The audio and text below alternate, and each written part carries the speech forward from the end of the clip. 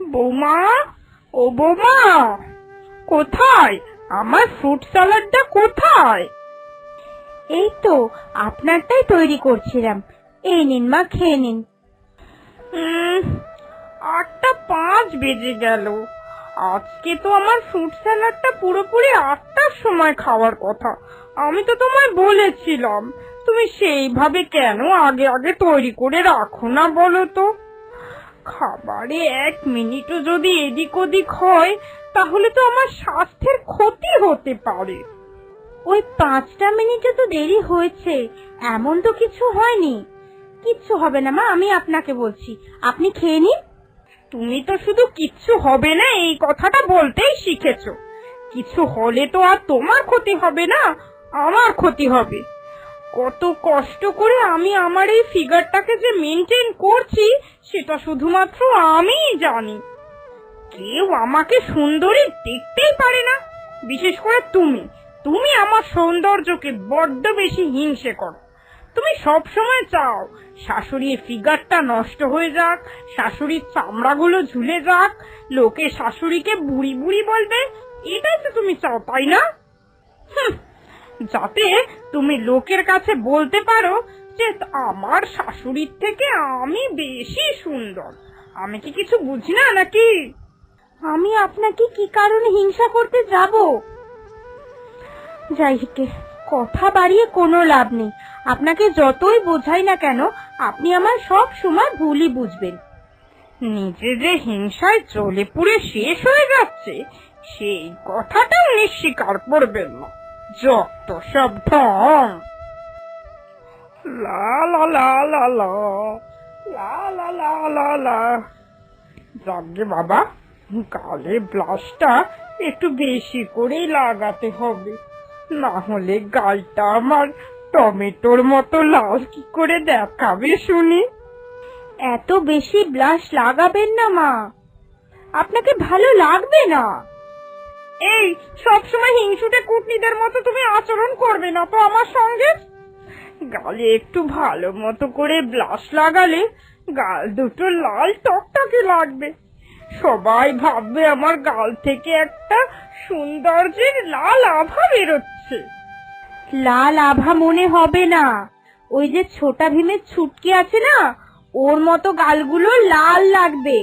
আর না হলে মনে হবে যে কেউ আপনার দু গালে দুটো ঘুষি মেরে লাল করে দিয়েছে। উফ বৌমা, তুমি যাও তো এখান থেকে, যাও, বেশি কথা বলো না। বিয়ে বাড়িতে তো আমি যাচ্ছি নাকি? আমি বুঝবো যে কিভাবে সেজে গুজে যাবো, তোমার থেকে আমি উপদেশ চাইনি। আর শোনো, আমি রাত্রিরে এসে কিন্তু একটা ফেস প্যাক লাগাবো।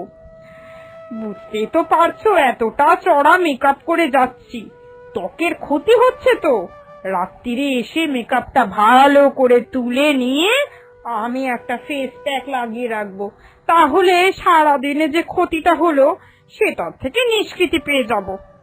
ধনেপাতা বাটা, মসুর ডাল বাটা, বেসন, হলুদ গুঁড়ো, মধু সব কিছু দিয়ে একটা পেস্ট বানিয়ে রাখবে। বুঝতে পেরেছো? মনে থাকবে তো? মনে না থাকলে কিন্তু লিখে রাখো, একটা জিনিসও যেন এদিক থেকে ওদিক না হয়। হ্যাঁ, রান্নাঘরে যা আছে তা সব কিছু পিন্ডি চটকে পেস্ট বানিয়ে আমি আপনার মুখে ঘষে দেব, তাহলে দেখবেন রূপ একবারে খুলে খুলে পড়বে। এইসব হিংসুটেদের কথায় আমি তেমন ভাবে পাত্তা দিই না। যাও তো যাও, তুমি এখান থেকে যাও, বেশি পটর পটর করো না। এরপর রাত্রিরে এসে শাশুড়ি মুখে ফেস প্যাক লাগালো আর চুলেরও যত্ন করতে লাগলো। ঠিক সেই সময়, বৌমা দেখো না, আমার চুলগুলো বড্ড বেশি পড়ছে। তুমি একটা আয়ুর্বেদিক তেলের কোনো টোটকা জানো যেটা আমার চুলগুলো পড়া থেকে আমায় রক্ষা করতে পারে? না মা, আমি তো সবসময় রূপচর্চা নিয়ে বসে থাকি না, তাই কোনো টোটকা আমি জানি না। আপনি বরং যারা এই সবসময় রূপচর্চা নিয়ে ব্যস্ত থাকে তাদেরকে জিজ্ঞাসা করুন, কেমন? আমি যাই, আমায় আবার রাতের খাবার করতে হবে। এই মুখে মাখা চুলে মাখা নিয়ে বসে থাকলে হবে না। এরপর মেজ বউ সেখান থেকে চলে গেল। বৌমা আমায় কিছুতেই রূপের জন্য সাহায্য করবে না। কম্পিটিশন, শাশুড়ির সঙ্গে কম্পিটিশনে নেমেছে। কিন্তু এই যুদ্ধে তো আমি তোমায় হারাবই। আমি হব এই বাড়ির শ্রেষ্ঠ সুন্দরী। না না, এই বাড়ির কেন, এই গ্রামের শ্রেষ্ঠ সুন্দরী।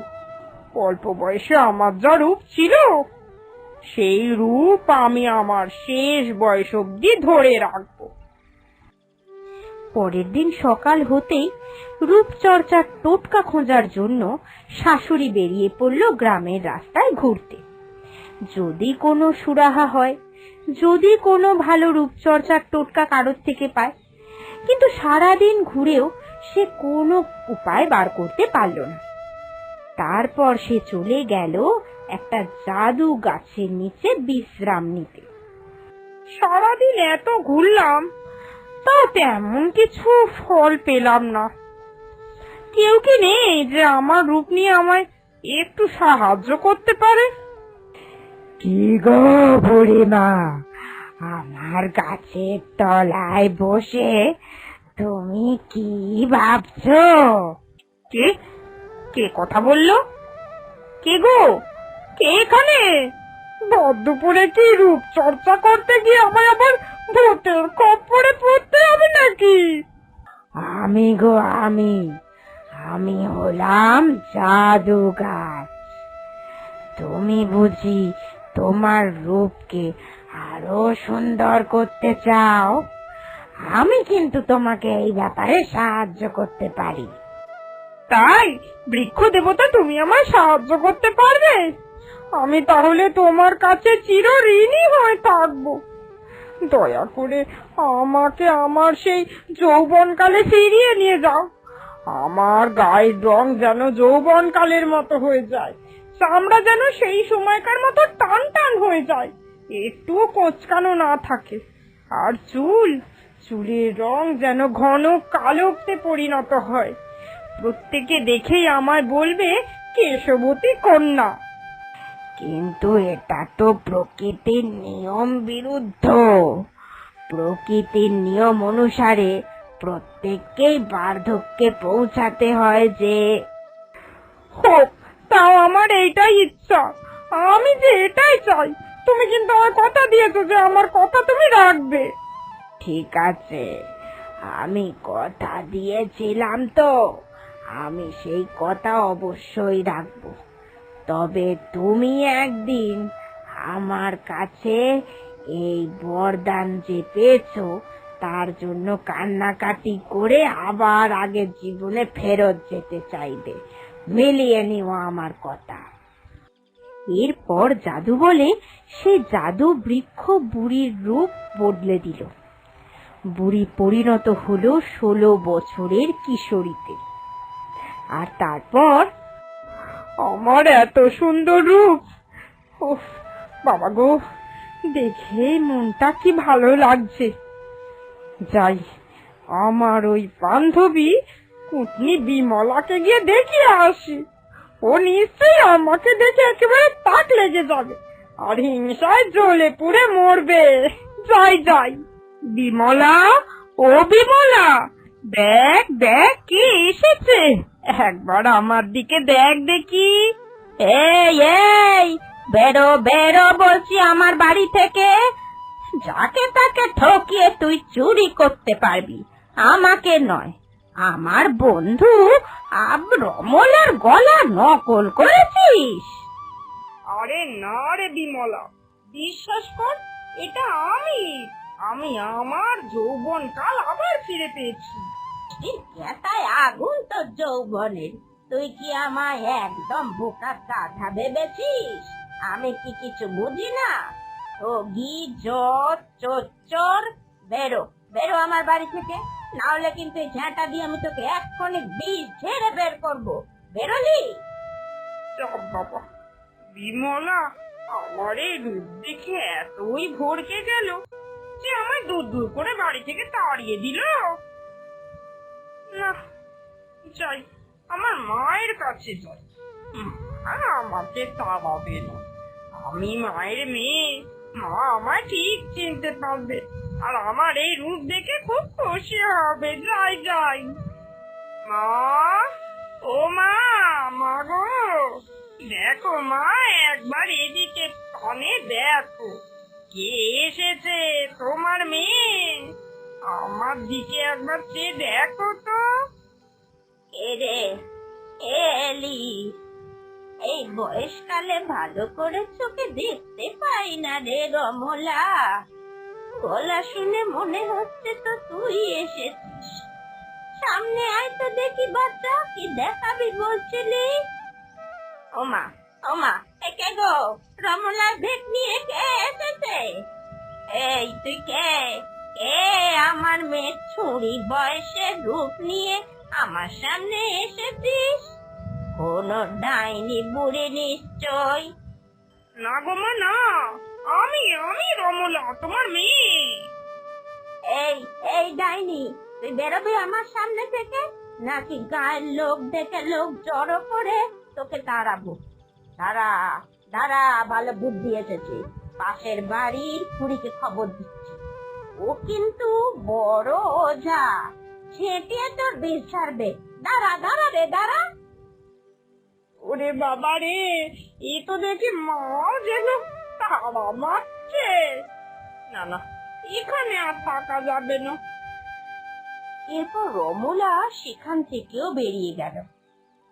ভেবেছিলাম প্রিয় বান্ধবী মাকে একটু চমকে দেব, কিন্তু কেউই তো চমকালো না। যাই, কি আর করব, বাড়িতেই ফিরে যাই। ওই পুচুটে বৌমার মুখ জামটানি সহ্য করি বাড়ি গিয়ে। তবে হ্যাঁ, বৌমা আমার রূপ দেখে একেবারে হিংসায় জ্বলে পুড়ে রাখ হয়ে যাবে। কিন্তু কি লাভ এই রূপের? নিজের লোক চিনতেই পারছে না। এই রূপের কি দরকার তাহলে? মা, ও মা, আপনি কোথায় গিয়েছিলেন বলুন তো সকাল থেকে? এ কি? এ কে গো? এ কে তুমি? আমার মায়ের ঘরে এরকম ভাবে চুপচাপ বসে আছো যে?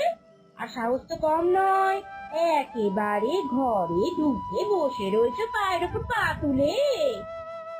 আমি গো, আমি। তুমি আমার চিনতে পারবে না। আমি হচ্ছে তোমার শাশুড়ি। যৌবনকালে আমার দেখতে এমনই ছিল, আমি আবার সেই আমার আগের রূপে ফিরে এসেছি।